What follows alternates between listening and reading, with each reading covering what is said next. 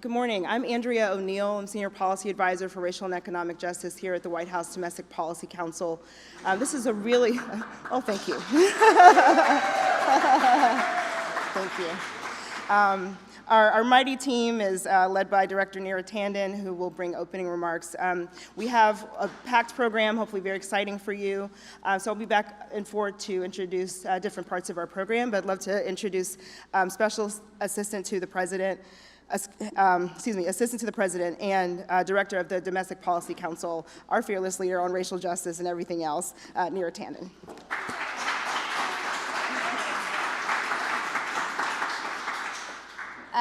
So I want to first start off my remarks just saying what a phenomenal job Andrea O'Neill and Amber Green have done, and really say thank you for being here. Good morning, everybody.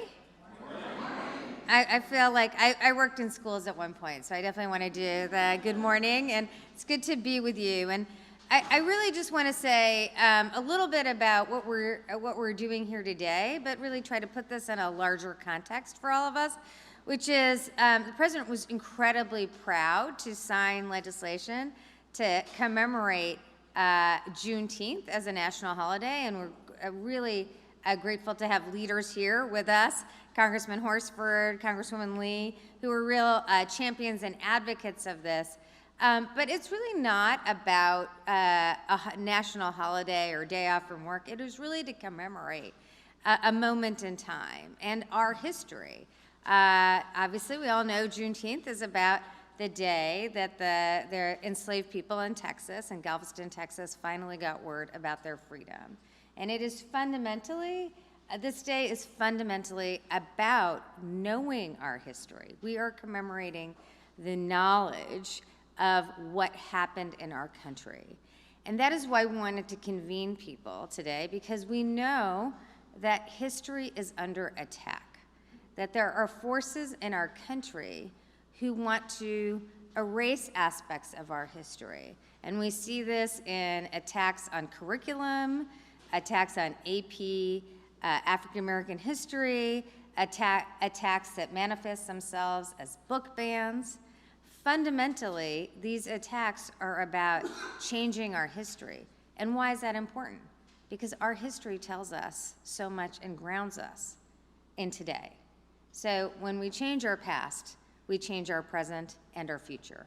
And that is why it is so vital that we, as an administration, are doing everything we can to support access to information in our history, expand access to Black history knowledge, tools in schools. And I just want to express my profound gratitude to the National Endowment of the Arts, the National Endowment of Humanities, IMLS, others, everyone in the government who is doing what we can to fight back. The Department of Education has a book ban coordinator to really push back on these efforts. And expand information and access, because again, we are fully aware that these fights are fundamentally about defining the country that we want for all of us, but actually defining the country to be really about some of us. And that is what we are fighting against. That is central to the President's agenda. The President and the Vice President have made defensive diversity, racial equity, really cornerstones of our administration. I am proud to lead that work with a phenomenal team at the Domestic Policy Council. So we're looking forward to the conversation today. And it is part and parcel of the work we've done as an administration to support racial equity. We have signed 2 executive orders on racial equity, and really the reason why we have 2 is to not just focus in at the White House, but really drive change in our agencies. That work is ongoing.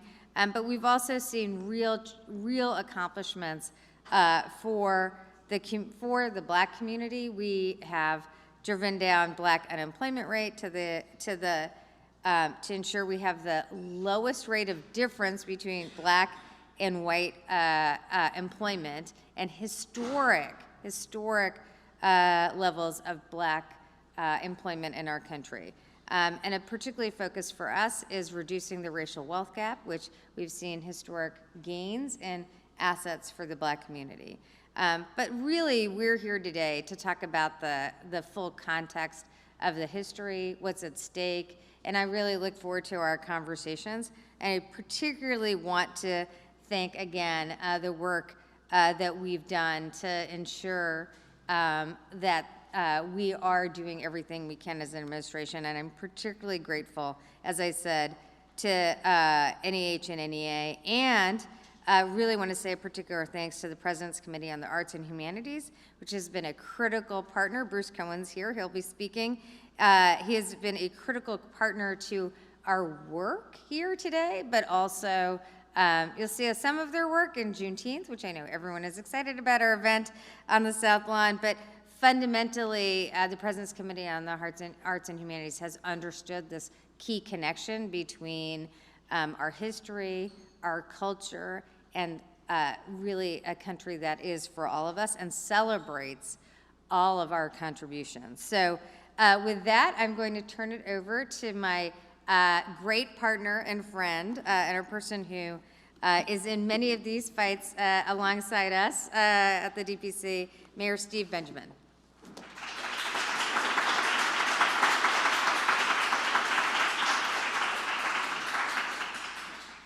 In many of these fights, the problem is we're always fighting, y'all. We got to stop fighting. We just got to win, okay? That's all I'm going to say. No more politics, no more politics.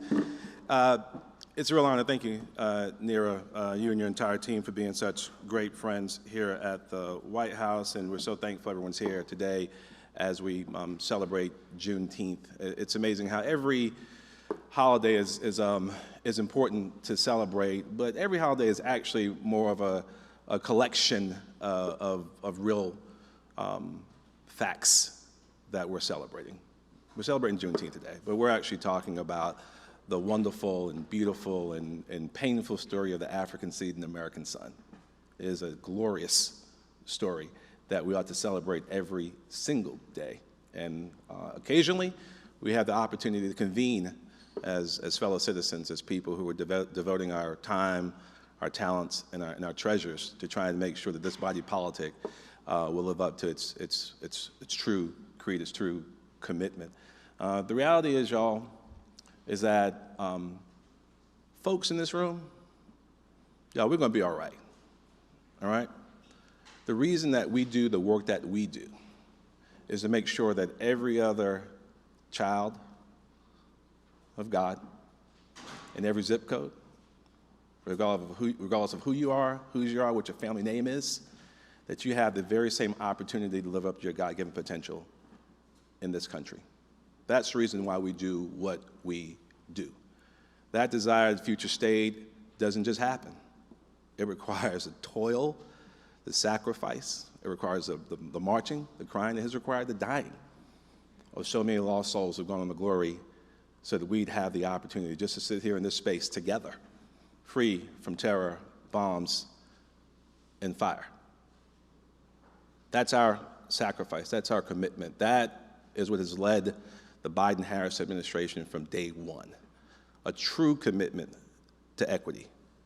Not just working with our fantastic members of Congress and passing laws that have made a fundamental difference in quality of life for Americans. You think about where we started just over 3.5 years ago. The greatest pandemic since 1918, stealing lives. Some way, way too soon. The greatest economic disruption we all anticipated maybe since 1929, as our economy was turned upside down, supply chains disrupted all across the globe in ways we hadn't seen in decades. And the greatest social unrest we saw after the murder of George Floyd and the constant list of lives lost that had us hearken back to days that we thought were long gone since 1968, 1918, 1929, 1968, all wrapped up into one. And this president and vice president stepped in to the gap, worked to not only pass laws, and when we were not able to pass laws, though we had this amazing vanguard of leaders fighting alongside the president decided by executive order he was going to make sure he did every single thing he could to help restart this economy, to put people back to work, to save lives and save livelihoods, and understanding fundamentally not only the preservation of history, but the intersectional role that arts and history and having a full and comprehensive knowledge of the forces and phenomena of the universe that brought us to this point, how important it is to preserve and tell those stories every single day. That's part of our role in the Office of Public Engagement, in which we feel that we serve as that sacred trust that the President has with the men and women that he serves in civil society. And we try to do it every single day. We would not be able to do it without the partnership of each and every one of you. Amazing professionals, amazing subject matter experts that bring your work to the table every single day, and we're thankful for you. I was supposed to come here and say welcome to the White House, but I will say this, and I'm gonna leave. We have literally a dozen events happening all across the city today and across this campus, and we're so excited about what it culminates into tonight and all the work that so many people put into making it happen. Bruce, thank you so much to you and your team for helping lead on this work, the NEA and all of our wonderful friends. Doc, thank you all for your work. But one ask I would ask of each and every one of you, and I've had my team train me to always ask for something. So every time you see me from now on, just like Stephen Horsford, I'm gonna ask you for something, okay? He keeps me working full time. Half the time I work for Joe Biden, another half work for Stephen Horsford, just so you know.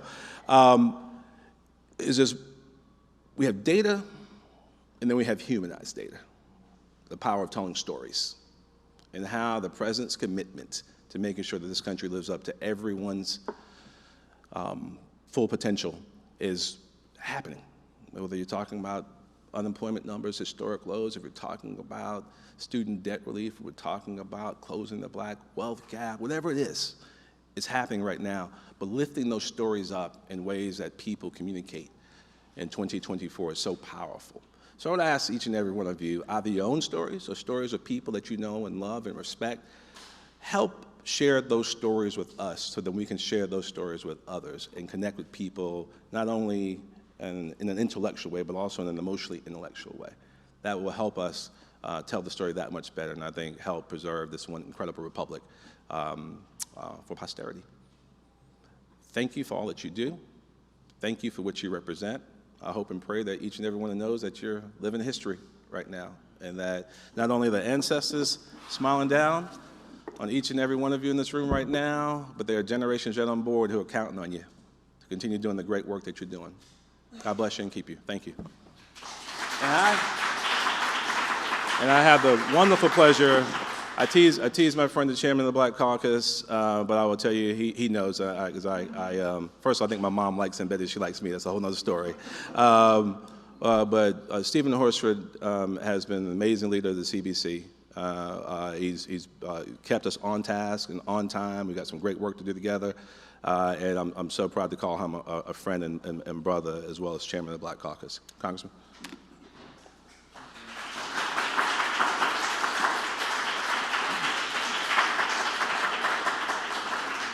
Well, good morning. It's great to be with all of you. Thank you, Mayor Benjamin, and to Director Neera Tanden, and to the entire DPC team for today's event and all of the work that each of you do each and every day to honor our history, to advocate for positive change and the difference that we're making in the lives of the people that we represent every single day. I'm Congressman Stephen Horsford. I represent Nevada's 4th Congressional District, and I'm honored to serve as chair of the Congressional Black Caucus. We now have the largest membership in the history of the CBC, 60 members representing. Collectively, those 60 members represent about a third of the U.S. population, 120 million Americans, 20 million Black Americans. We understand that when we uplift Black America, we uplift all of America. And today is also about uplifting our history as we honor our history. I want to recognize, of course, Congresswoman Barbara Lee, who just returned with the President from overseas. And we'll be hearing from her in just a moment. But It really is an honor to join you all here at the White House as we commemorate Juneteenth. Nearly 3 years ago, the Congressional Black Caucus was honored to join President Biden and Vice President Harris here at the White House as President Biden signed into law the Juneteenth National Independence Day, an act which gave federal recognition to the day that the last enslaved Americans received notification of their freedom in Galveston, Texas, making Juneteenth the 11th federal holiday and the newest federal holiday since Martin Luther King Jr. Day in 1983. But on behalf of the Congressional Black Caucus, as has been stated, this is more than just recognition of a holiday. It's a recognition of the history of the people who helped build this country.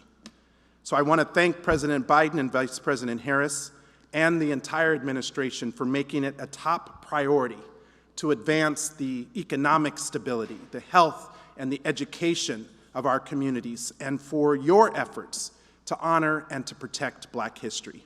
As Director Naratanan said, there are forces who are trying to take away our history, to try to erase our history from being taught, whether it's in our public schools, in our colleges and universities, or in our communities and in our libraries.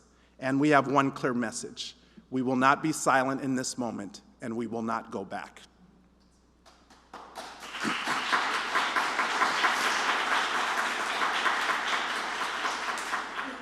But I want to commend the work of this administration, because since this administration started, along with Democrats in Congress, we have worked to achieve the lowest Black unemployment rate on record and the fastest creation of Black-owned businesses in more than 30 years.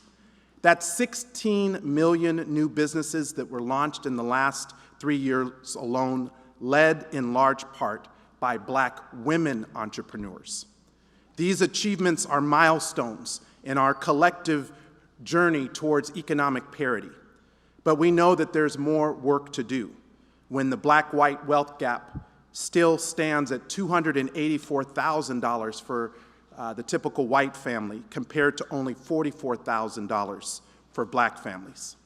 We know that there is more work to do when access to opportunity and access to capital for small businesses are under attack.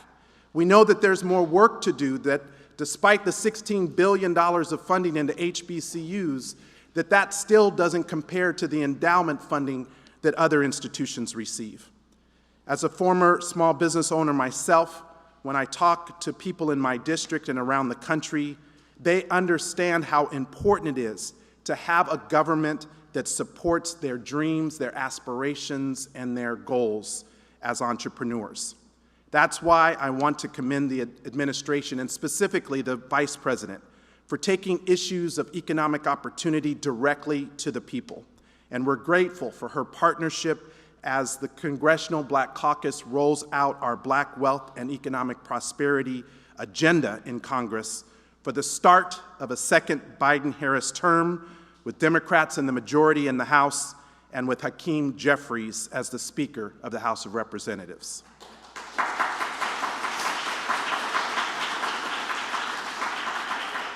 So as we honor our history, and I want to celebrate our great artists, and those of you who are uplifting our history, thank you for the work that you do.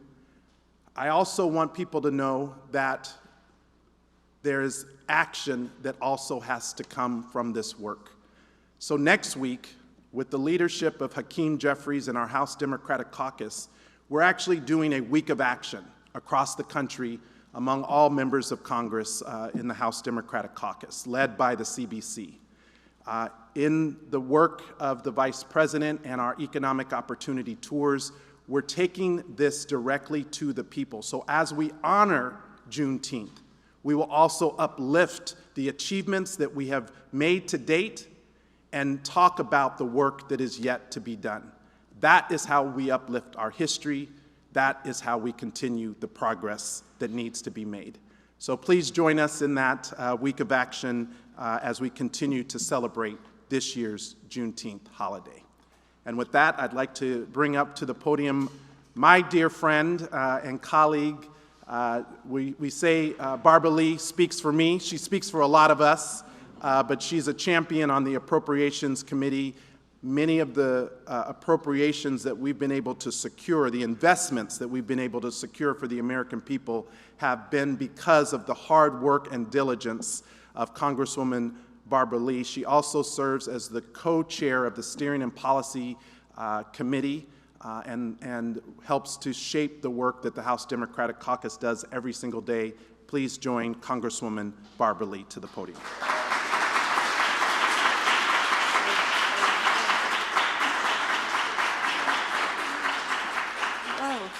Well, good morning.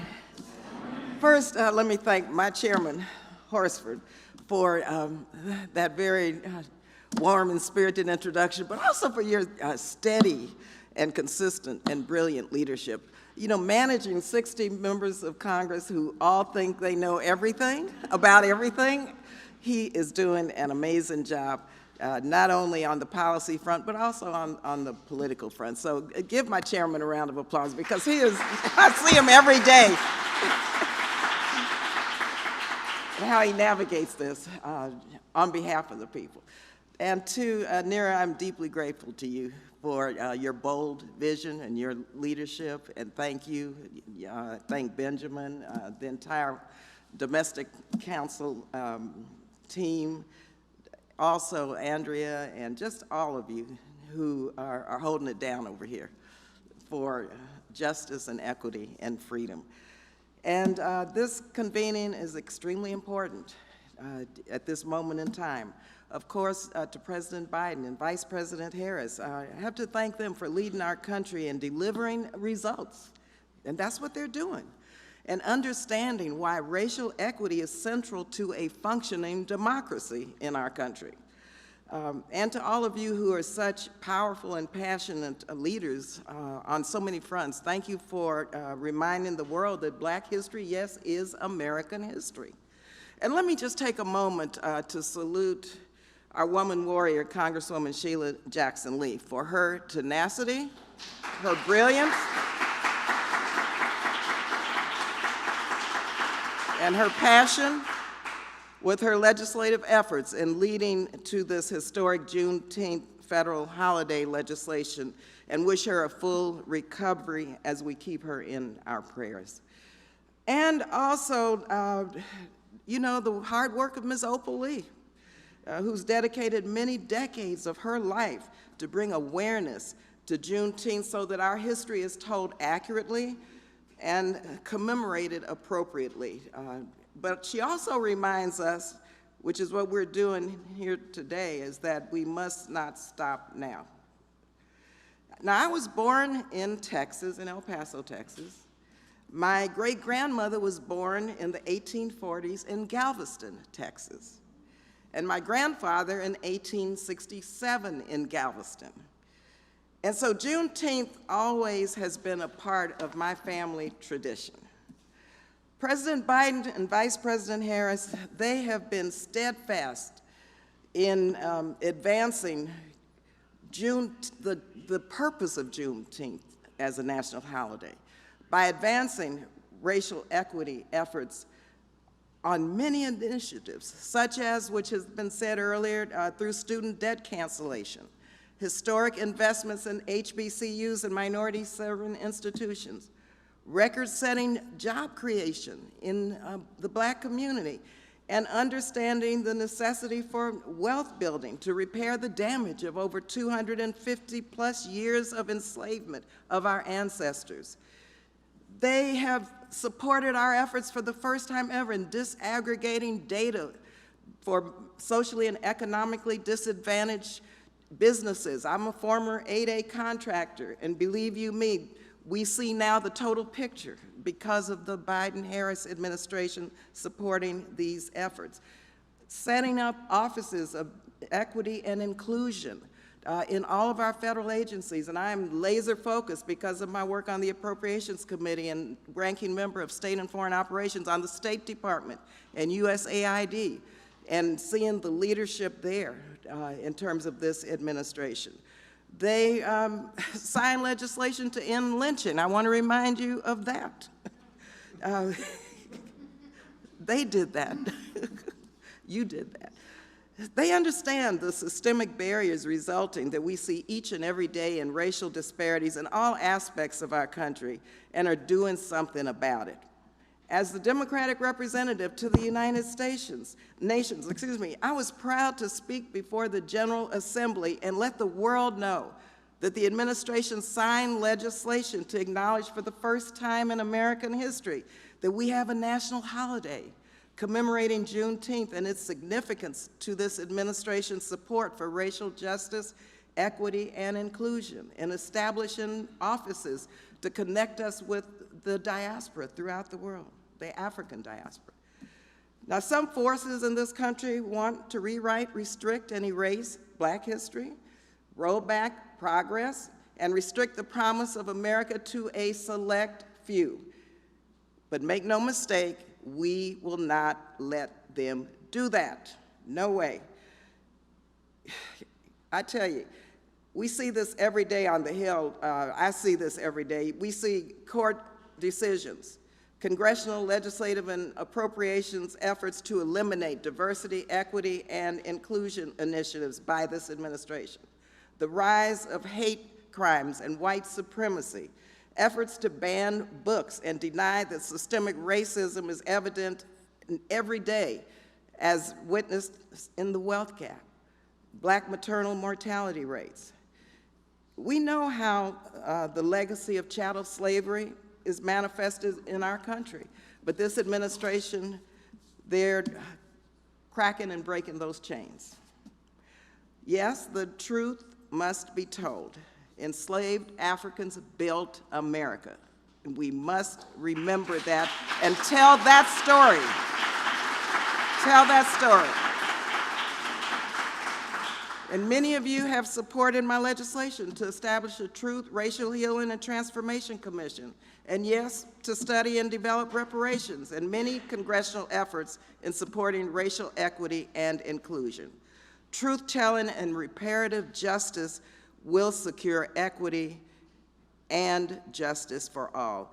And so finally, let me just say, because of this administration, we will not let them turn the clock back, but use this Juneteenth commemoration as a time to redouble our efforts for the truth, for repairing the damage of the past, by forging ahead and reminding those forces that and I know you all know this gospel song, but I have to remind you of this. We ain't no way tired. We've come too far from where we started from. Nobody told me that the road would be easy. I don't believe he brought me this far to leave me. And so we have to redouble our efforts, support this administration, thank this administration, and tell these stories. So thank you all again, and may God bless you.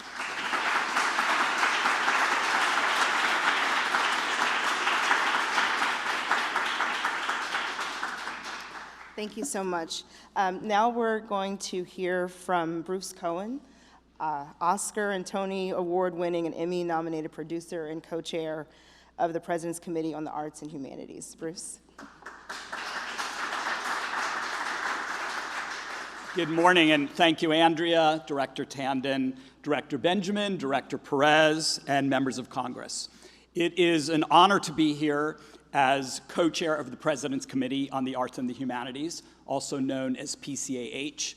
In fact, I was just telling Neera, I wanted to be here so badly with all of you that I am missing Patti LaBelle's sound check, which is happening on the South Lawn right now.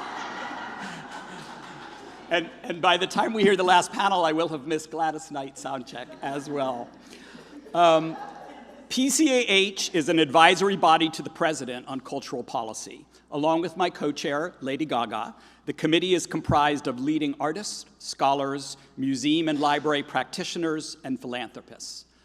I am honored to be speaking with you today on behalf of the many PCAH committee members who have demonstrated a deep commitment to African-American artistry, tradition, storytelling, and representation throughout their careers, including Kerry Washington, John Batiste, Shonda Rhimes, Dr. Constance Carroll, Anna DeVere Smith, and our executive director, Sion Wold-Michael, to name a few.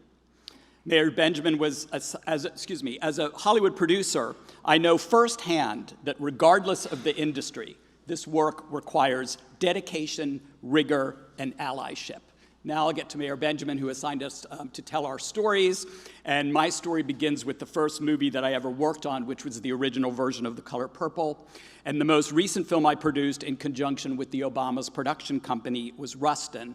And I firmly believe that when Black history and culture are amplified, our notion of our American story is transformed in meaningful and powerful ways. At PCAH, we support aligned work by facilitating interagency collaboration across government, incubating public-private partnerships, and promoting the innovation of our nation's artists, humanities professionals, and related institutions on the ground, along with our host agency, the Institute of Museum and Library Services, and our sister cultural agencies, the National Endowment for the Humanities and the National Endowment for the Arts.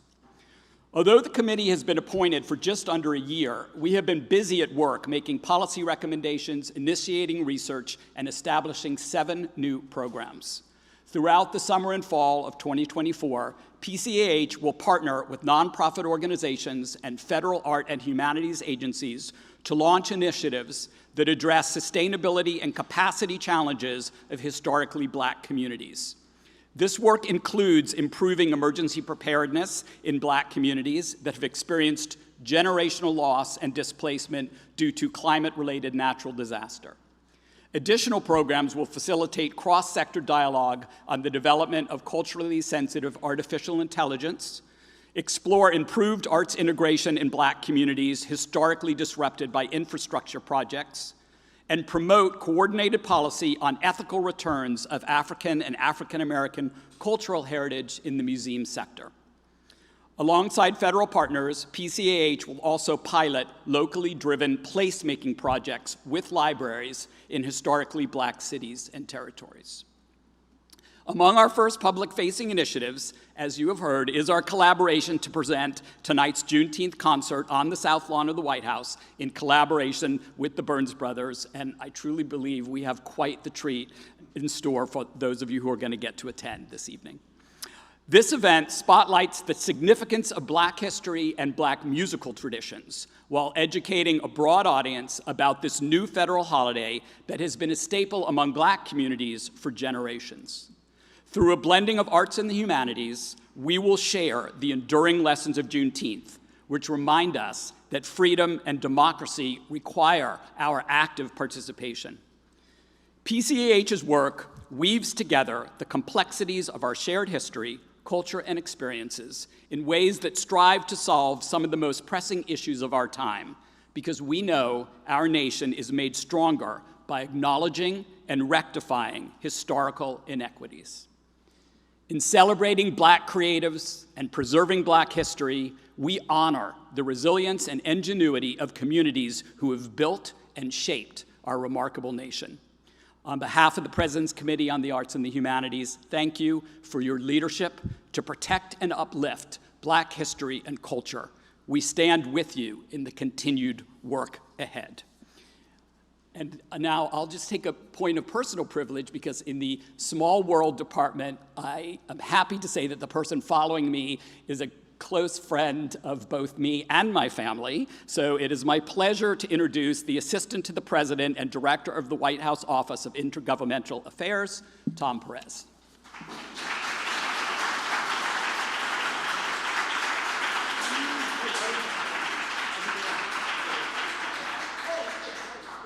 Good morning, everyone. What an honor to be here. Wow, this is Old Homes Day. And it is great to see all of you. Thank you so much for being here, Congressman. Mr. Chairman, thank you so much for being here, and thank you for your plural collective leadership over so long. It's great to be here with my friend and colleague, Neera Tanden. I'm Tom Perez. I have the privilege of serving as a senior advisor to the President and the Director of our Office of Intergovernmental Affairs, and a proud graduate of Brown University, where the president at the time, when I was coming back there recently, was Dr. Simmons. Thank you for your leadership at Brown University. And, equally importantly, thank you for how you have led Prairie View as well. So your lifetime of service, Madam President, is inspiring to so many people, and we're really excited to have you here. So I apologize for taking that moment to, you should never single out one person, but when I saw President Simmons, I sort of stopped in my tracks there. You know, I often ask people when I interview them, you know, how do you self-describe? Because you're trying to get a handle on someone you might hire, and you want to get a handle on, you know, where their moral compass and North Star is. And I've always self-identified as a civil rights lawyer because I had the privilege of working in the Civil Rights Division of the Justice Department for many years, and as your labor secretary. And I had the privilege of spending a lot of time with a guy named Joe Biden, in addition to that other guy, Obama.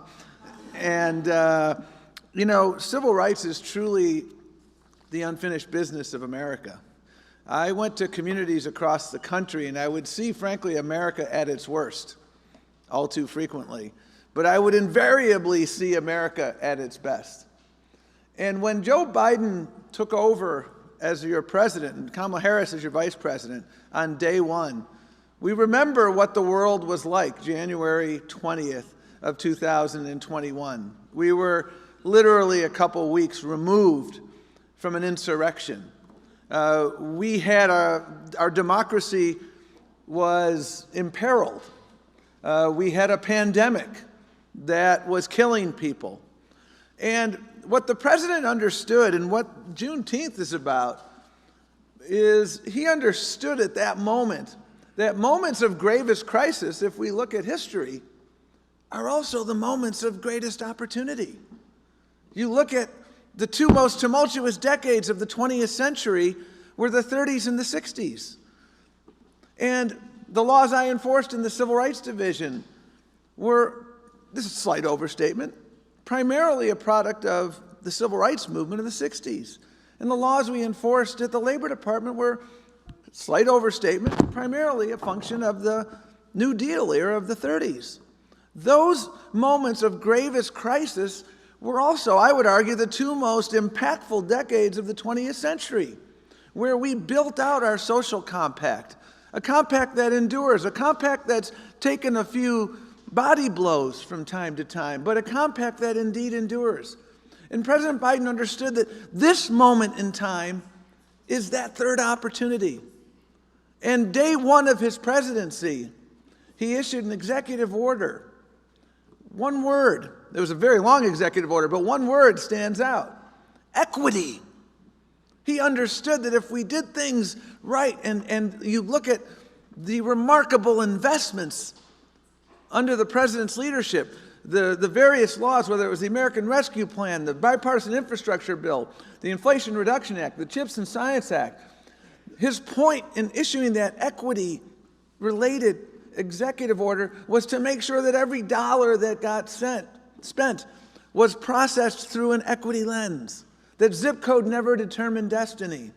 Infrastructure can be a dry topic until you look deep down and you see how infrastructure projects were misused in the prior generation. I've been to Buffalo, I've been to Syracuse, I've been to Milwaukee. What they all had in common was there were transportation projects, infrastructure projects that actually divided black communities, didn't bring black communities together. 15,000 black homes taken down in Milwaukee, 1,500 black businesses so that I-43 and I-94 could be built. If you go to Syracuse, I-81 literally drove a wedge through the black community. And where I grew up in Buffalo, New York, the Kensington Expressway did the same thing. About literally 2/3 of a mile from the top supermarket where we had that mass shooting. And the list goes on and on. The other side of the tracks is very real, and we are changing that because the president has said we need to reconnect communities. When we're investing in infrastructure, when we're investing in anything that's going to build opportunity, we need to do that through the equity lens. And that is what has animated everything we do. And you look at our investments in climate change and the jobs that have been created. We're creating so many jobs in communities of color. You look at the investments that are providing health care, and Neera Tanden has led the efforts, and you look at the data on the people, the enrollment of communities of color in the Affordable Care Act and through Medicaid expansion. We're not done yet, folks. But I want to make sure you know that equity is indeed the lens that will animate everything that this administration does. Equity has been your lifeblood throughout your life. It's been your North Star, and I want you to know that it will always be our North Star. So thank you for coming today. This is going to be a remarkable celebration tonight. But you know what? We're going to continue to redouble our efforts because we know, as my former boss Ted Kennedy said, civil rights remains the unfinished business of America. Thank you so much.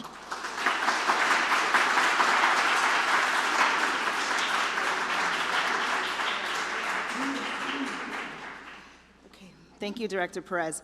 And so now we'll move on to our discussion. If I can welcome to our stage Director Tanden to moderate a discussion with some of our federal leaders. So Dr. Colleen Shogan, the Archivist of the United States, that's just really cool to say.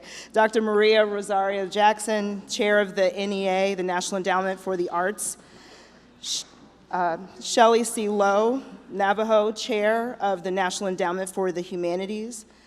And Cindy Landrum, Acting Director of the Institute of Museum and Library Services, otherwise known as IMLS.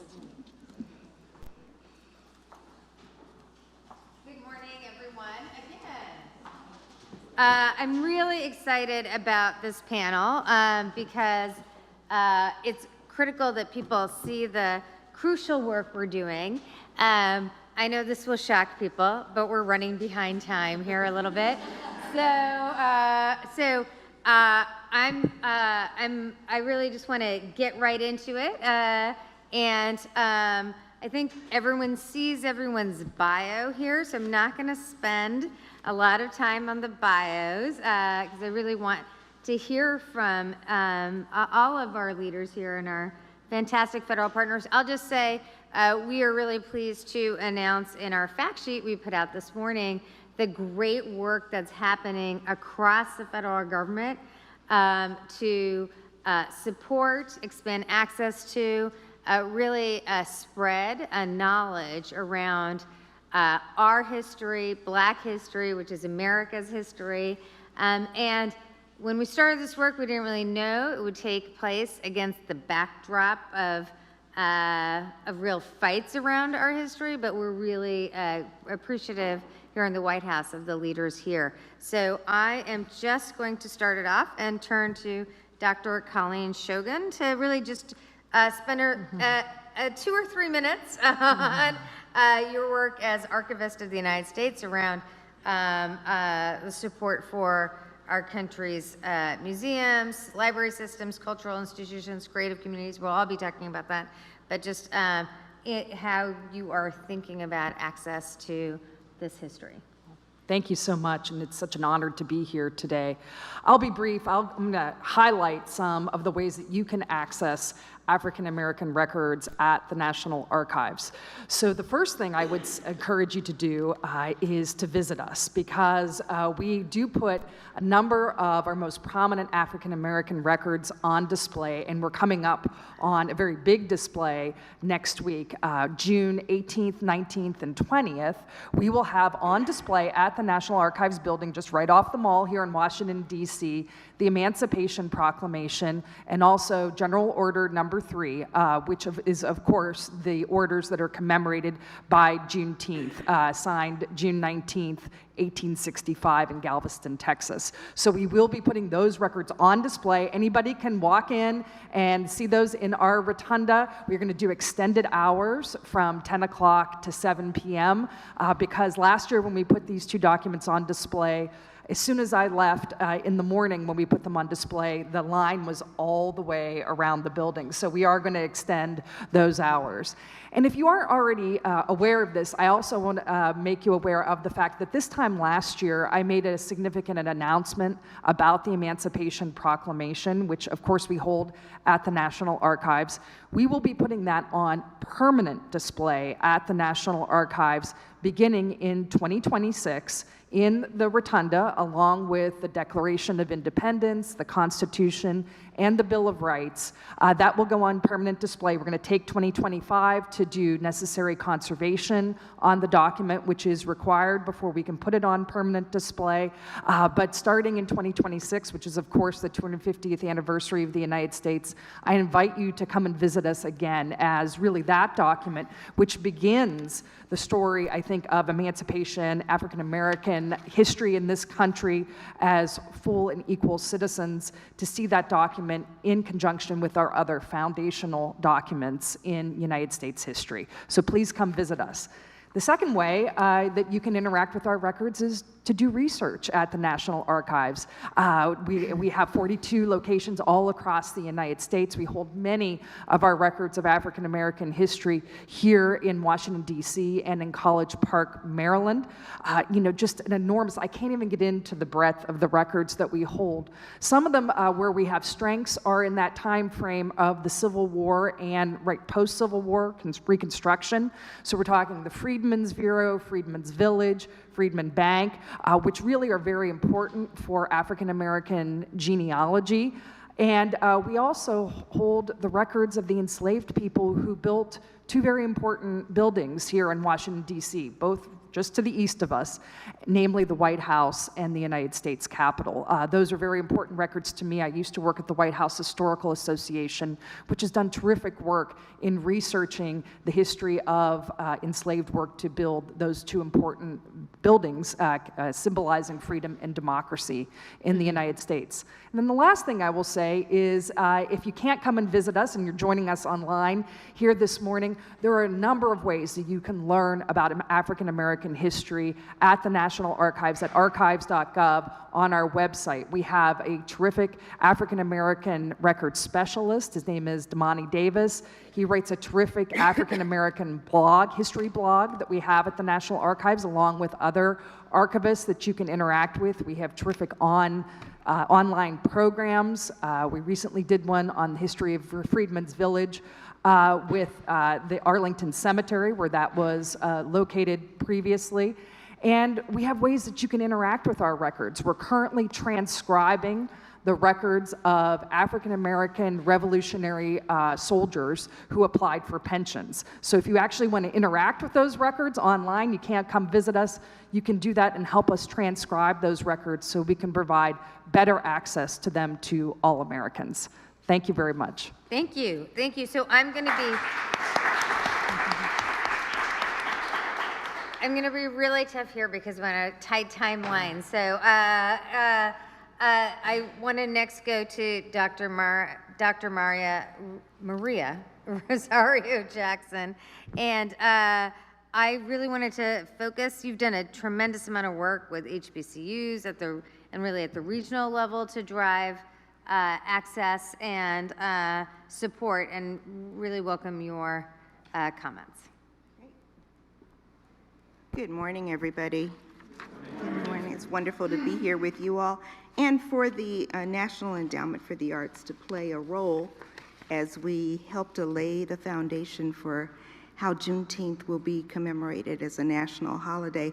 As Director Tandon said, there have been several executive orders that have actually buoyed our ability to meet mission, with a focus on racial equity, on HBCUs, reestablishing PCAH, and cross-agency collaborations that put us in a position to rise to the occasion as we do today. There are three efforts that I want to talk about. One is called Arts Here. Arts Here is a partnership with a consortium of U.S. regional arts organizations that invest in organizations that have demonstrated a commitment to equity with a history of consistent engagement with underserved communities. And this September, we'll award approximately 100 nonprofit organizations with the collaboration with the Wallace Foundation. And many of these organizations are what I think of as cultural kitchens. And these are places where a community's cultural history is affirmed, where people have access to generative, artistic, and cultural experiences that are nourishing and transformative, where there's intergenerational opportunities, and there's the opportunity for participation in arts that heal and that advance our full expression of our humanity. So our investment in arts here provide an opportunity for African Americans and all Americans to honor our legacy, promote understanding, imagination, collective uplift through the arts. The second initiative that I'd like to talk about is the HBCU Cultural Research Initiative.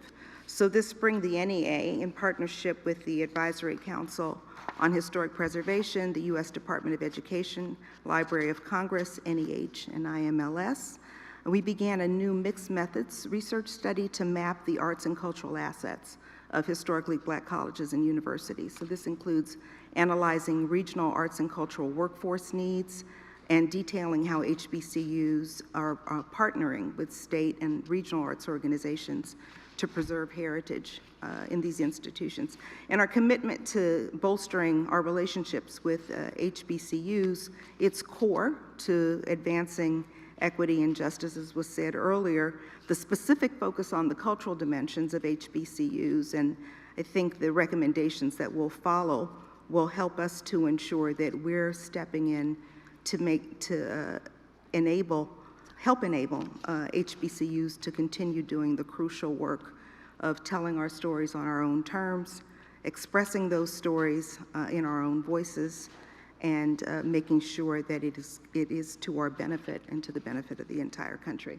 And then the last initiative is Jazz Masters. So in July, the NEA will announce new recipients of the Jazz Masters Fellowship. This is the nation's highest honor in jazz. And from its origins in the African American experience, it's now a global treasure. But it's a uniquely American art form. And the fellowships, which are rare, include a monetary award as well as a celebrating concert and adjacent activities. And we're doubling down on our commitment to underscore the roots of jazz in African American experience and history. Past honorees have included Ella Fitzgerald, Quincy Jones, Terrence Blanchard, as well as advocates and stewards of the tradition. Stewards like Willard Jenkins of Washington, D.C., Donald Harrison of New Orleans, and these are people who are devoting themselves to documenting and teaching about the contributions of African American musicians, as well as encouraging new generations of jazz artists. So we're very happy to share these commitments with you, and please go to our website and see other things that we're doing to support Juneteenth as our national holiday. Thank you so much, Dr. Jackson. And it's really also an honor to welcome Shelley Lowe, the chair of the National Endowment for the Humanities. We've seen in our fact sheet that we've put out the really tremendous work that NEH has done as well. So if you could share in just a few minutes the great work of NEH, that would be great. Thank you so much, Nira. Yat good morning, everybody. Such a beautiful day today. Such beautiful people here in the audience as well. As you may all know, NEH is the largest federal funder of the humanities. And I think now, as the nation grapples with existential threats to our democracy, the persistent scourge of systematic racism, and the ongoing climate crisis, I think we all understand that the humanities are more vital than ever. We also are deeply understanding of the fact that African American history is American history.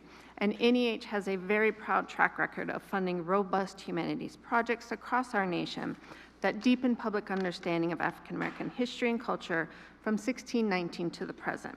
And I am very proud to report today that since January 2021, NEH has invested more than $50 million in humanities projects that promote African American history and culture.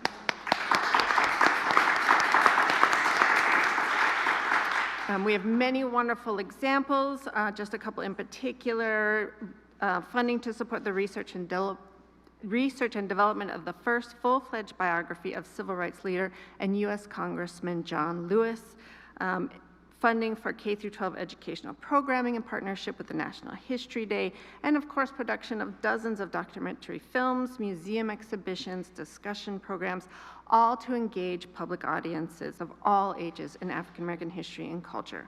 We were also honored last year to honor Dr. Ruth Simmons as our 2023 Jefferson Lecturer in the Humanities. In addition, internally, NEH has been working under the Biden-Harris administration and our Equity Action Plan to develop 2 brand new offices to help us ensure our engagement deepens with HBCUs and African American communities. Our leadership is also very committed to supporting African American leaders. Our senior deputy chair is an HBCU graduate, and our National Advisory Council includes one of our country's foremost scholars in African American history and culture, Vanessa Northington Gamble, a historian and medical doctor whose work encompasses the history of race and racism in U.S. medicine and public health, health equity, and bioethics.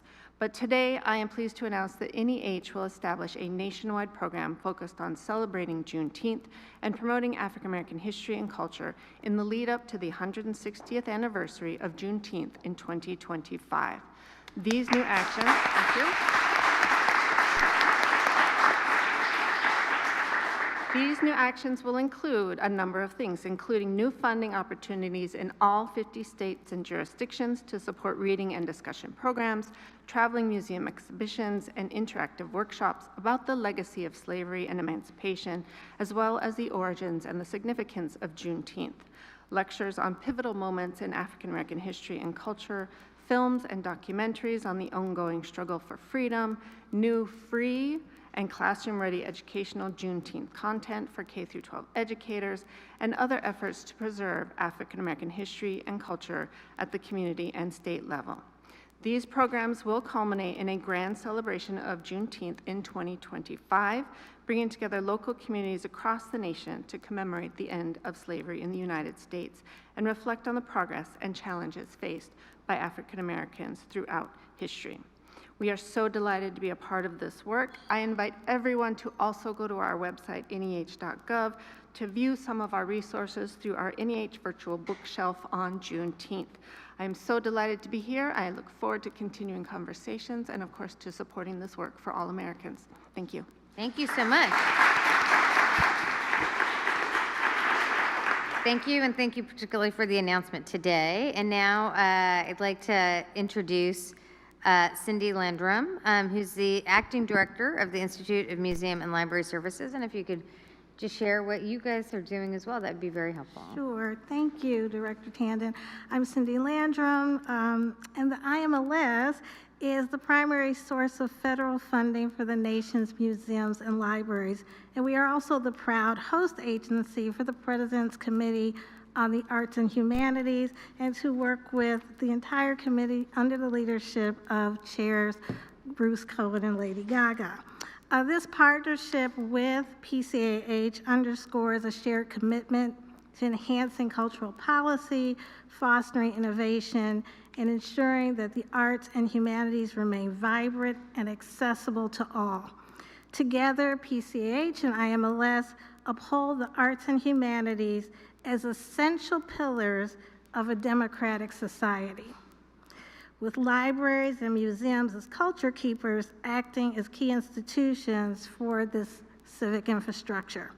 One of the most critical aspects of our collaboration is the mutual dedication to uplifting, safeguarding African American history and culture through shared projects, which you heard a little bit about from Chair Cohen, and I'll illustrate more of, and our work together with our federal partners, such as NEA and NEH and many others, as well as public-private partnerships, broaden our ability to amplify the importance of preserving these significant, yet often marginalized and absented histories and narratives.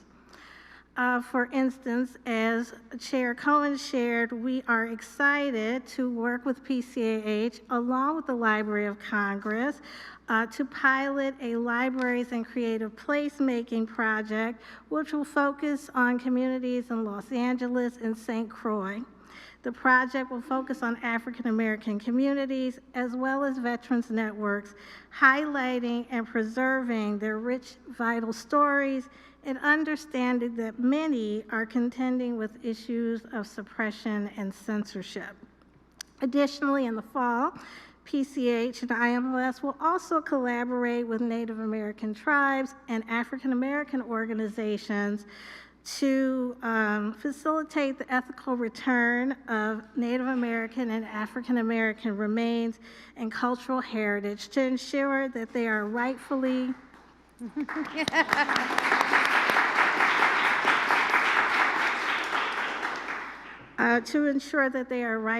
repatriated, honored, and preserved. Through these initiatives, we reinforce our collective mission to promote equity, inclusion, and the protection of diverse cultural narratives in our nation's museums, libraries, and archives. And these projects affirm IMLS's continued support of this work through its grant making, which covers things from community archives and research and innovation that support the preservation, protecting, and access to African American history and culture. And finally, I am happy to share that this work is animated by a long-standing grant program at IMLS, which is our Grants for African American History and Culture. We have been making an investment in this area since 2006, and I also would like to emphasize that nearly half of the total AHC funds have been appropriated under this administration. Last week, we announced the most recent round of funding, an investment of $6 million that reflects a wide range of activities from building the cultural capacity of African American museums to the identification and return of remains, as well as ensuring that new stories or absented stories are made accessible through activities such as digitization and other technological innovations. And finally, I'd like to close with a call of action. We open with a call of action to visit the National Archives, and I would like to ask all of you to visit your local museums and libraries and support them as they support this work and this history. Thank you so much. Thank you to all our federal partners. We appreciate the great work. And now we're going to switch to the next panel. Great. Thank you very much. And you all can see the White House fact sheet that has many of these and other announcements that the federal government is rolling out today to protect and preserve African American history. So I'd like to welcome our next discussion that's going to be moderated by Chair Jackson. So thank you for playing double duty today, ma'am. Please welcome Professor Annette Gordon-Reed, the MacArthur and Pulitzer Prize-winning historian and Harvard Law professor and author of On Juneteenth, Dr. Ruth J. Simmons, scholar, President Emerita of Brown University, past president of Prairie View A&M, Glenn Turman, multi-hyphenate, multi-nominated Emmy Award-winning American stage, television, and film actor. Please join the table, please. Billy Porter. Again, multi-hyphenate, Golden Globe nominated and Grammy and Emmy and Tony Award-winning actor and singer, and Chef Michael Twitty, James Beard Award-winning chef, author, and food historian. Thank you so much.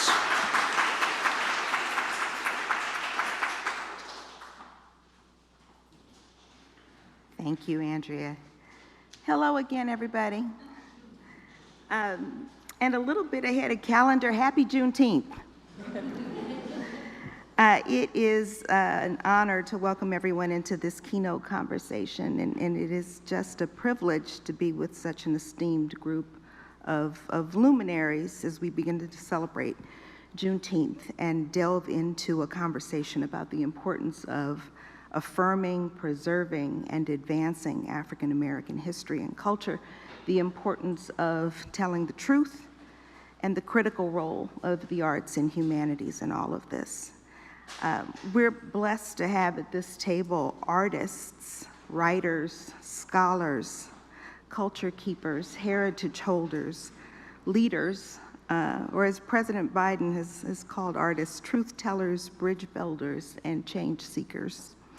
And each of you is someone who's made and is making history, helping us to make our stories known in their fullness, making them consequential and inspiring to others as well. And I know the centrality of the arts and humanities to me personally relies on the work of people like you. As a child, I know my parents were deeply concerned that my brother and I would hear narratives and be subject to actions that would diminish, distort, or erase who we were. And they turned with great urgency to people like you who offered an alternative and helped us understand that we were connected to genius and excellence and that we had dignity and that we were deserving of opportunity and respect. So to you, thank you, and for all that whose shoulders you stand on, thank you. Each of you, from different vantage points and through your careers, I think of as consequential truth tellers as you hold up our African American experience. And I want to start, I think, with our performing artists, with Mr. Porter and Mr. Turman. Tell us a little bit about your experience as a consequential truth teller through your art. What has it been like to hold that mantle, to lift up our history, to continue to inspire others to do so?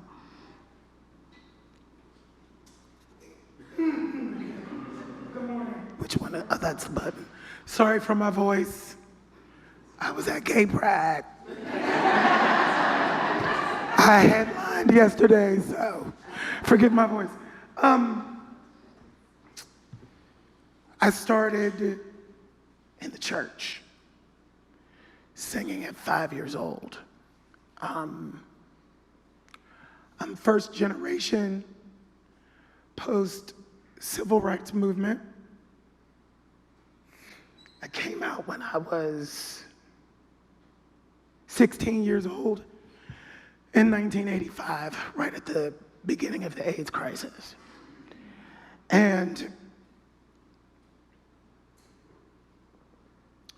there was a battle. There still is a little bit of a battle between the African American church and the conversation with the LGBTQ plus community, particularly African American versions of that. Christianity is the colonizer's religion. Let me say that again. Christianity is the colonizer's religion. I had to research that. I had to understand that in our indigenous culture, the two-spirit has always existed. The two-spirit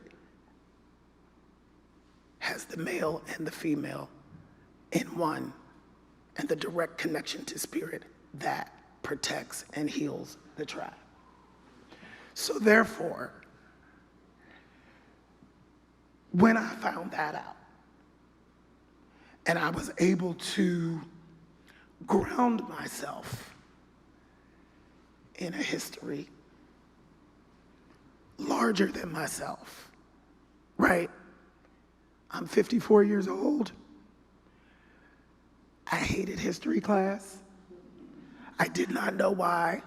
I didn't know why. I just never connected to it. And I didn't know why until after, years after. Oh, right, y'all weren't teaching us the truth. They haven't been teaching us the truth for a very long time. You know, they're just saying the quiet part out loud now. The quiet part is out loud now. But they weren't teaching it when I was there either. And so, as a person who stands at the intersection, of these identities, it has always been very important to me to honor our collective history and use the gifts that God gave me to make a difference, to show up, and to tell the truth. You know, it's really interesting because while the truth will set you free, sometimes the truth activates. You know, we're talking about the other side, activates the other side because they understand that there's healing in what we do.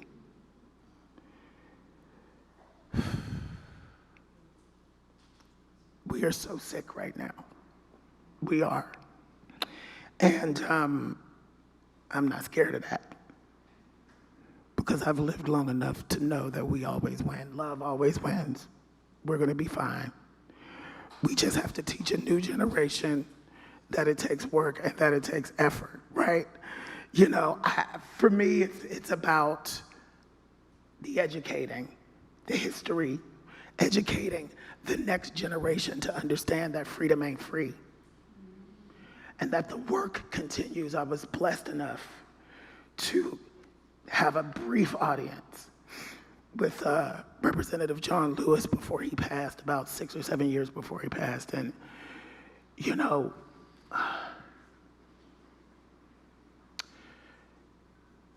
the idea, the theory that we work towards a change, and then when we get there, the work is over, is also another part of the re-education of this work.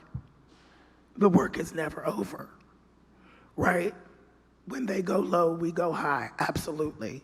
And it's time to reassess what going high looks like in this new world order. It's not 1963. We have to find a new way to engage, y'all. We must. It can't be like it was. We have to use history and use what we have now to figure out how to engage for real and how to get to the people who don't understand. That's the work I get to do. That's the space I get to be in as a creative person, and I will leave you with this. Toni Morrison says this is the time when artists go to work. And I can't read this because my contact lenses aren't up close. Hold on now. Hold on. This is precisely the time when artists go to work. There's no time for despair, no place for self-pity, no need for silence, no room for fear. We speak, we write, we do language. This is how civilizations heal. I'm in the healing business. I'm so grateful to be in this room with all of you. I don't know how I got here, but, well, yeah, I do. That man right there, I do know how I got there. I just, thank you, thank you, thank you, thank you.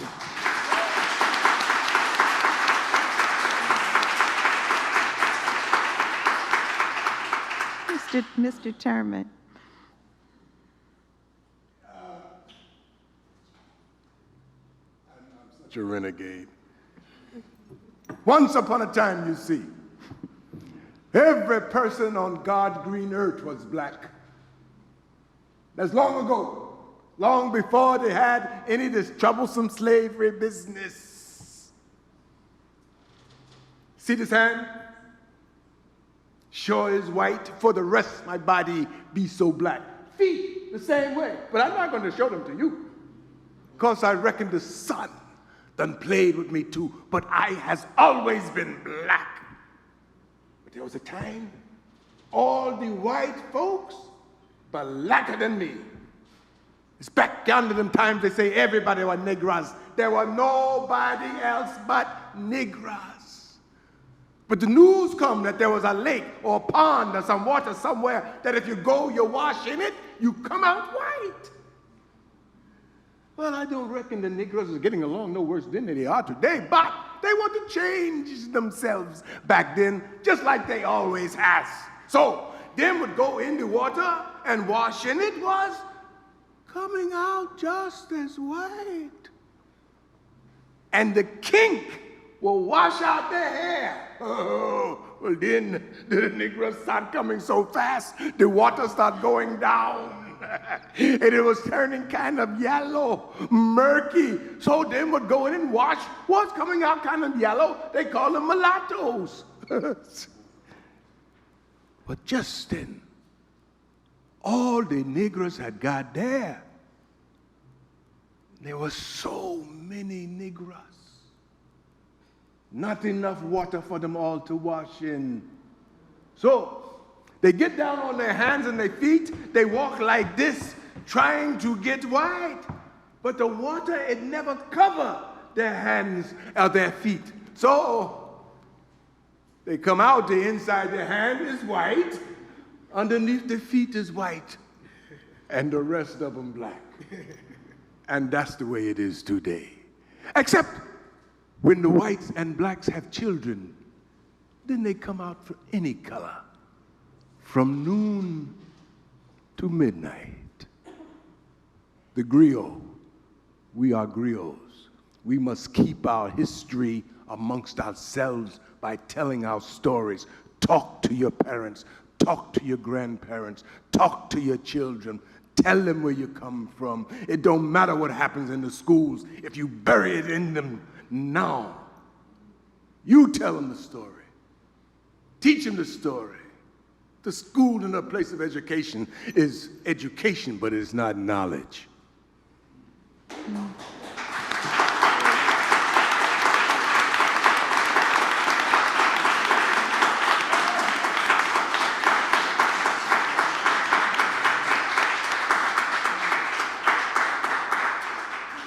Thank you for that. Professor Gordon Reed and President Simmons, as educators, decorated historians and scholars, working from a complicated perch of institutional education, tell us a little bit about your experience as consequential truth tellers, holding up our history. Either of you. I'm not going after them. You're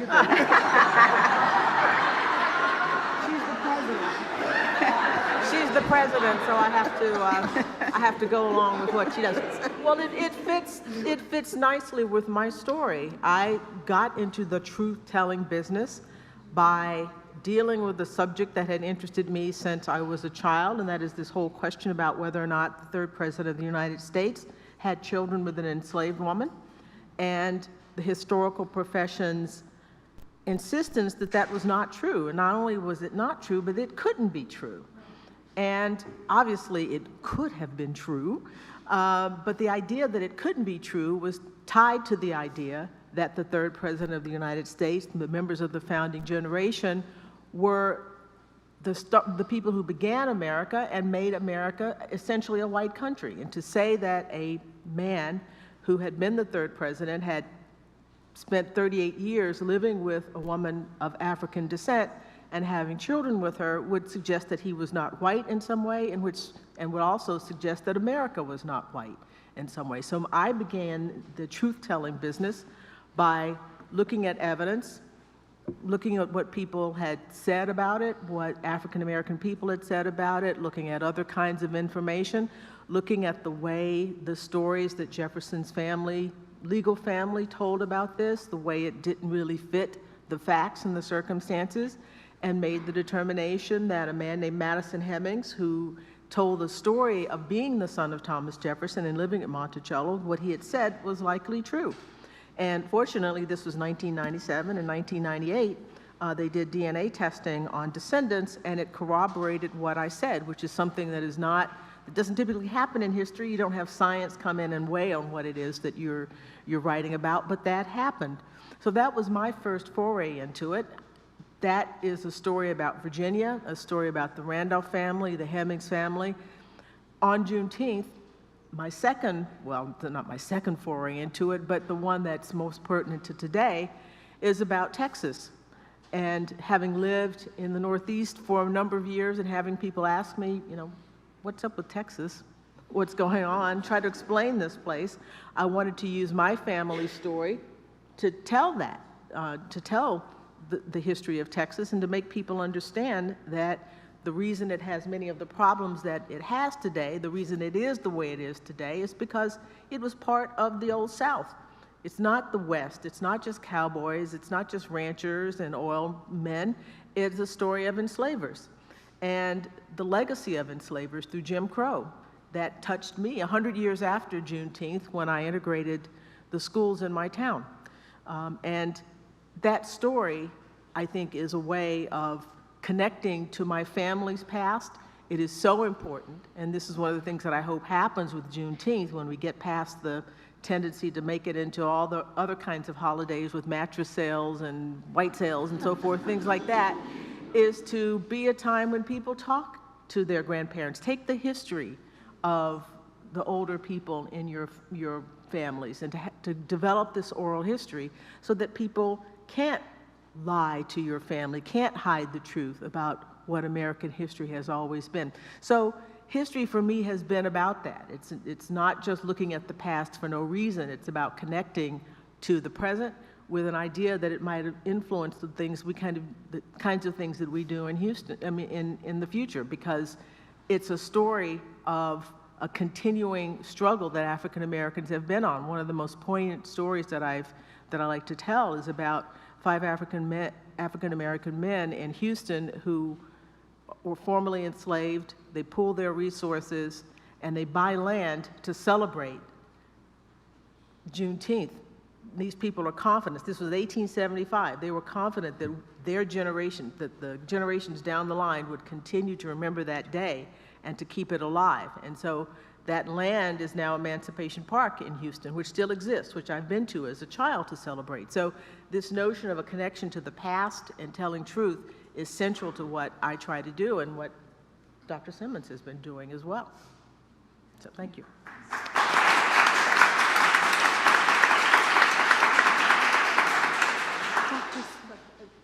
Good morning. I am overwhelmed in a number of respects to be here. First, to hear about the many ways in which the government, my government, has enabled agencies to come together to do this important work is so meaningful to me. It is. I'm a Texan too. I grew up thinking that there was no chance in the world that I could achieve anything, that I could be anybody, because that's what I was told in Jim Crow. And somehow, going through school, the notion arose, thanks to others, that these were lies. And because of that, I thought, well, if schools and universities are about telling the truth, that's where I want to be. And so I made my way through education to devote my time to university life because that's what I believed would be the path if I followed that course. Universities are dedicated to knowledge in its full breadth, to discovering the unknown and unexplored, in educating the public to the ways in which knowledge deepens human existence and promotes continuous improvement in the human condition. Truth is such a powerful thing. If you live with it, if you love it, if you use it, it can transform anything. At Brown, when I became president, I was very much aware that people were focused on the fact that I was African American and I was heading an Ivy League university, and were very leery of that combination at the time. But the question did arise as to what the history of our university was. Was it, in fact, true that the founding of the university benefited from the proceeds from the transatlantic slave trade? Well, it was a question. And I was asked that question as an African American. I went everywhere I could to find the answer, but I discovered something very troubling to me, and that is that this history had been erased from every account of the university. What was I to do with that? And so I said, well, we must find the truth, and we must convey that to the public. I was derided for that, because after all, I guess if you're African American, you don't dare tackle anything related to African American life.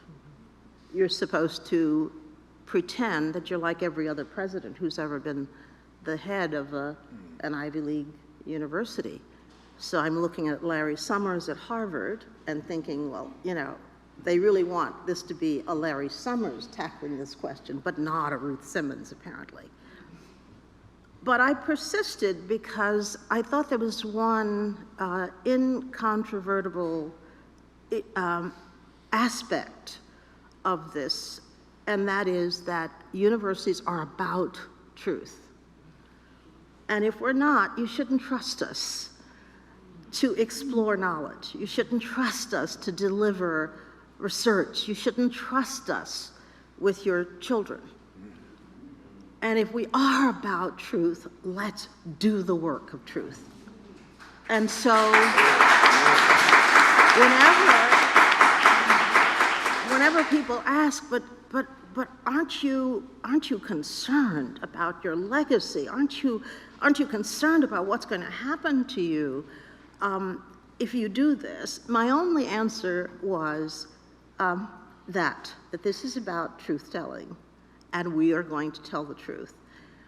And so I didn't know what the outcome would be, certainly, but I was convinced that living with the legacy of the dark legacy of Jim Crow and all the lies we were told, that it was worth it. This journey was worth it to make sure that we cast light on what transpired in this country.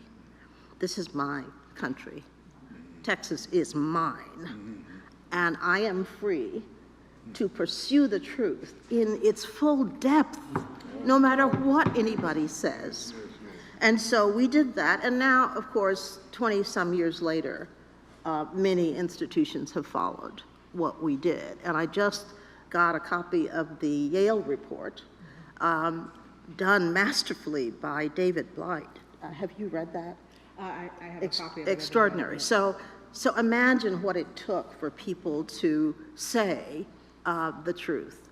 The truth was that when my predecessor as president of Brown rode on a horse from Philadelphia to found the first black university in the country, he brought slaves with him. The truth is that Providence in Rhode Island was the center of shipbuilding for the slave trade. And virtually everyone who was wealthy at that time had an interest in slave trading. That's the truth. And so somehow now, as a consequence of that, opening the door to truth, hundreds of institutions and nations have opened the door to their past and revealed the truth of their association with slavery. Truth-telling doesn't just happen when people are different from us. Truth-telling has to happen among ourselves as African Americans. When I went to Prairie View, I was appalled that Prairie View didn't teach African American history. How can that be? How can that be? Well, I know how it can be, because institutions like HBCUs have been governed by people with ill intent and with no commitment to truth. And consequently, there were certain things that couldn't happen in HBCUs. I'm going to stop soon, I promise.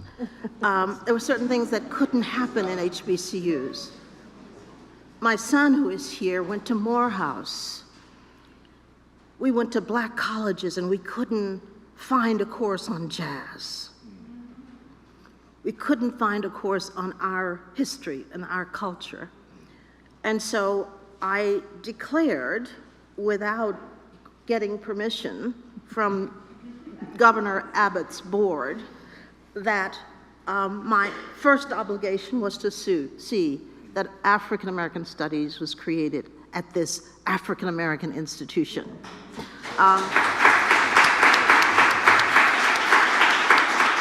I sort of knew that it wouldn't be long before they would find a way to get me out of there, but it was well worth it. And then in the wake of the George Floyd murder, I called on students and the campus to create a center for race and justice, which we did.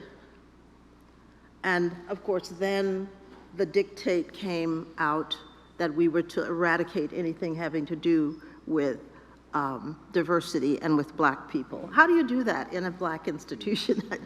How do you erase yourself, finally? And so our duty today continues to be to love truth, to live with it every day, and to confront people who insist that we become liars. And so I am very proud of the work that you're doing here. I'm so proud of what you have done and what you have represented. And I can't say enough about how deeply affected I am by the work that artists do to represent us in the full array of who we are. And thank you for citing Toni Morrison, my very dear friend. She was fierce. She was fierce when it came to telling the truth. And I admired that so much in her. But she was also a very brave person. A brave person who stood up to power and who challenged people to do everything that they should do. When I recruited her to Princeton, Princeton wasn't so sure she belonged at Princeton because she didn't have the right credentials, I suppose. The English department wouldn't give her an appointment because she didn't seem to be qualified. Although they taught her works, but they wouldn't give her an appointment. That's what she had to endure. And through all of those years, she still told the truth, as did James Baldwin, as it did so many of our artists.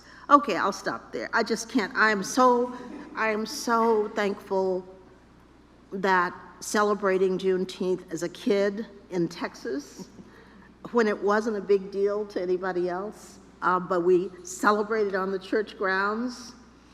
And suddenly now we have Opal Lee and Sheila Jackson Lee and so many others who have fought the battle to make this a national holiday. Thank God for people who love truth. Thank you.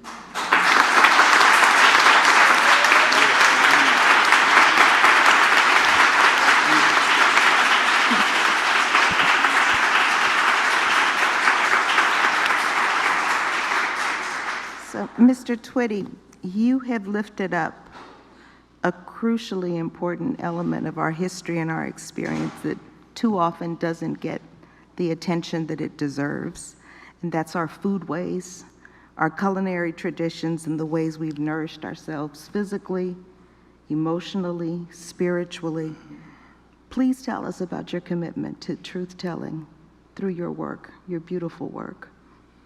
First, I want to thank you and thank my teachers and my elders for allowing me to speak.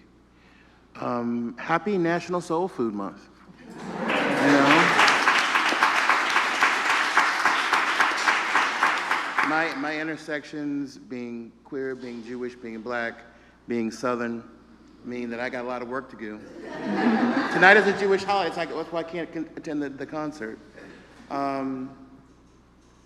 So yes, you did meet a black, gay, Orthodox Jewish guy who's cooked soul food. All right, so that's done. Listen, food is where we understand there's such a thing as cultural democracy. It goes on with political democracy. If you are a true American, you are happily contaminated with the culture of your neighbor. If not, you have forfeited your Americanness and therefore have no right to tell me how to make America great again. The second part is that food is one of the many, what was that jam during the 80s? Systems of Survival. Who did that one? Right, and then so you're like, so I'm thinking about how we take food ingredients and state the problem in terms of ingredients and solve it in terms of community and love. I said in High on the Hog that my definition of soul food is that, and I mean this the broadest sense, African American vernacular cuisine. It's like this African American vernacular English, right?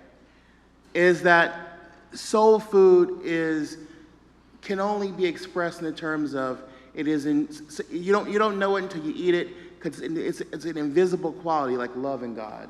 And that's how we named our cuisine. And so then there's this other part to it too, which is the history.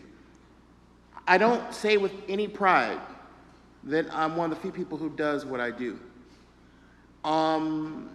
You get up, you put on linsey woolsey. You know what linsey woolsey is? It's the rough cloth that our ancestors wore in antebellum and colonial slavery.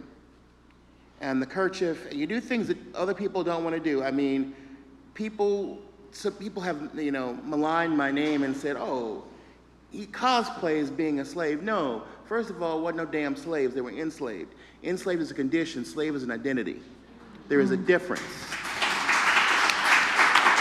The same people who use the word slave won't even call them the owners of their golden retriever. So let's think about that. They're a companion to the golden retriever, but not the owner. So all that parity is right there, that lack of parity. So for me, in the past 20-some years, it's meant learning that you couldn't just go to the grocery store, buy something, make a version of it, and call yourself doing culinary history.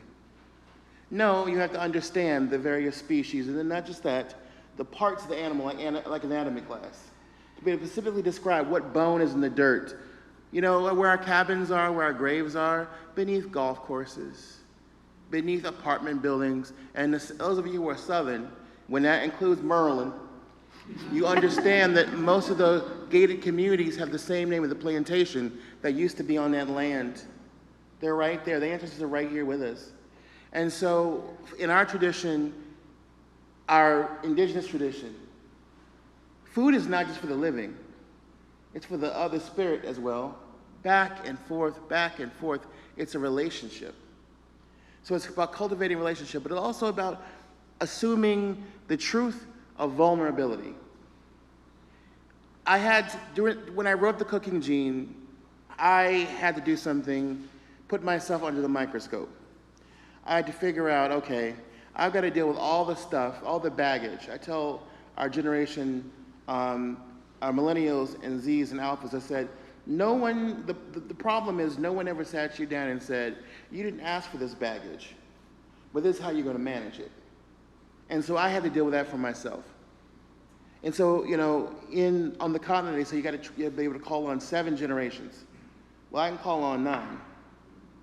That's hard work. It's a lot of money, a lot of time. But so is the experience of putting on the garb, being a living history interpreter, being in public history. By the way, we talked about this before we came here, but public history works like this. When they want grant money, when things are hot and trendy, then they focus on the black history.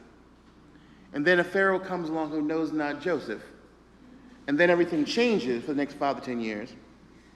We have CEOs and directors who go, no, no, no, we need to go back to the traditional way.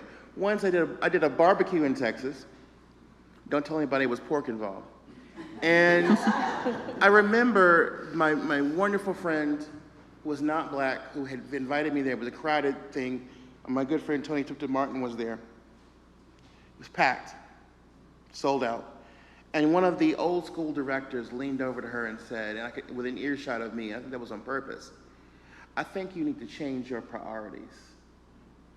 You know what that meant. This isn't important. This isn't crucial. Yet this museum, the French Legation Museum in Austin, was doing things that no one had done before. And those of you who work in policy and government advocacy, I'm telling you, keeping the money there, keeping the resources there, showing up. Black folks, please show up to these plantations and museums and living history sites and state museums. Show up. Get in their face. I'm a Jew and I'm African American. I'm never gonna let you forget. I'm a queer man. I'm never gonna let you forget. So I'm gonna be in your face, not in a rude way. I'm part Caribbean. We don't deal with rudeness. But we do deal with truth.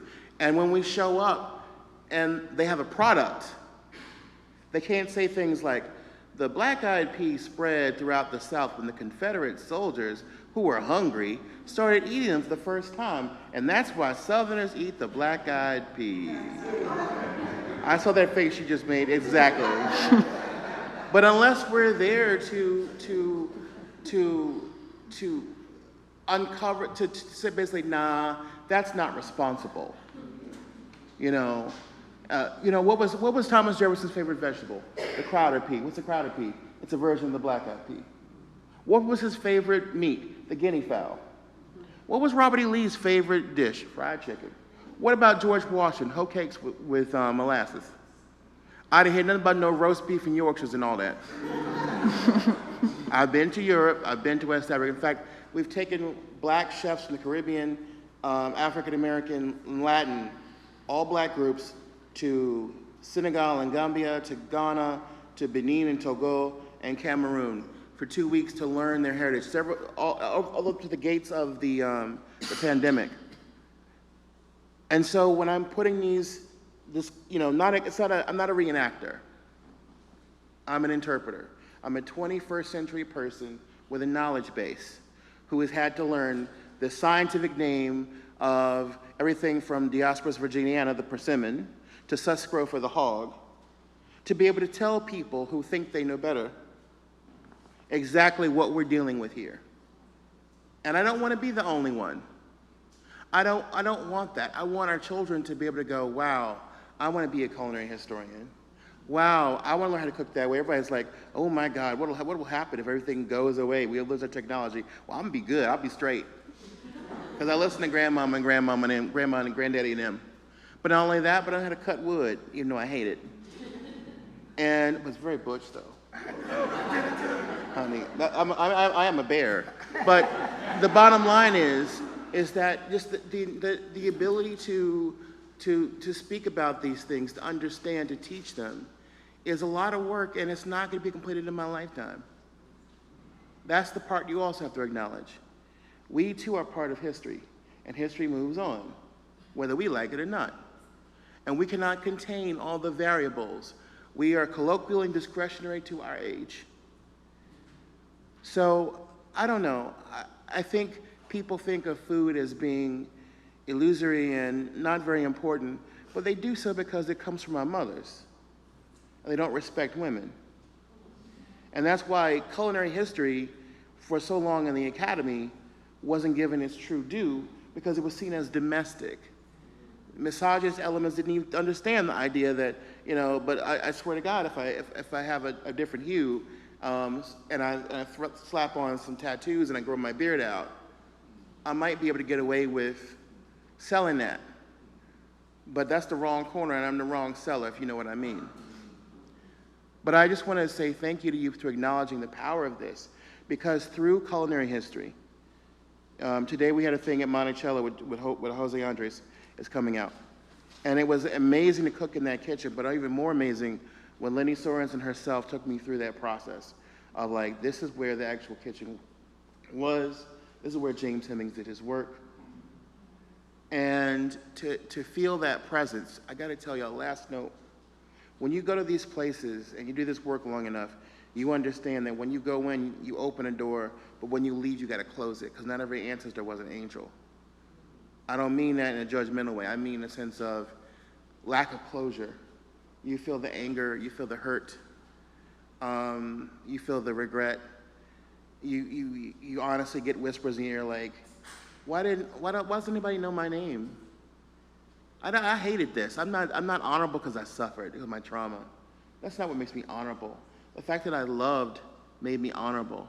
Like that line from Toni Morrison, she was loved, from Song of Solomon, right?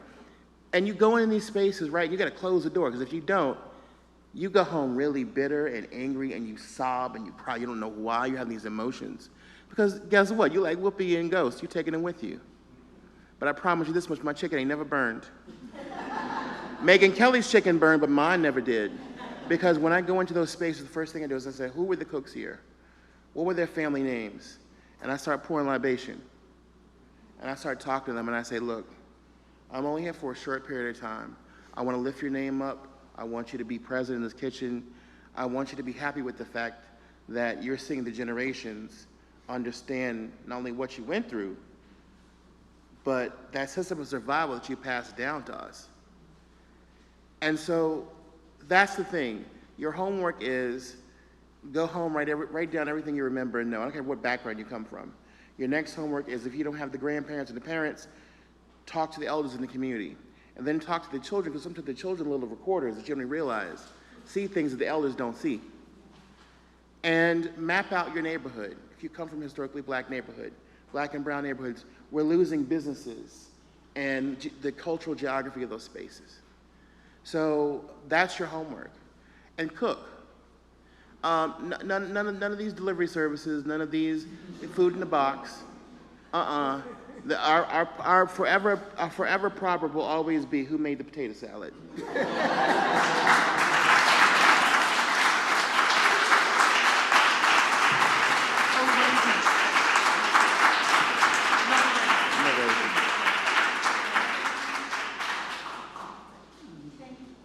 Thank you for this. You have inspired us to seek out the truth, to talk to our elders, to insist on the truth, and to be brave enough to continue to do it. So I just want to thank you for your truth, for your message, for your work, and the gift of your inspiration. Happy Juneteenth, and thank you.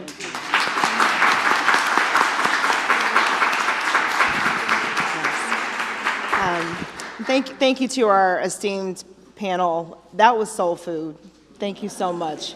And having soul food at the White House is a tremendous thing. So really, really appreciate your time. Thank you to our wonderful audience. Happy Juneteenth in advance. Please look for all the federal resources and access. You've heard throughout the program, we're in it to win it together.